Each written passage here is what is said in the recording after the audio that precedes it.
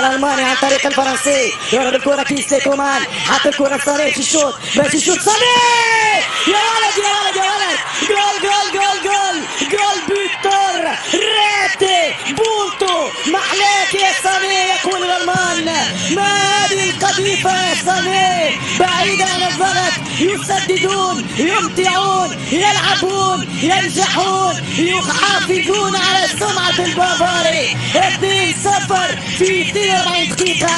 لم تتغير المعطيات، دائما البايرن أقوى بآخر السنوات. هذه صعيبة على الشجان، هذه كرة صعيبة، محال محال محال صدق محال.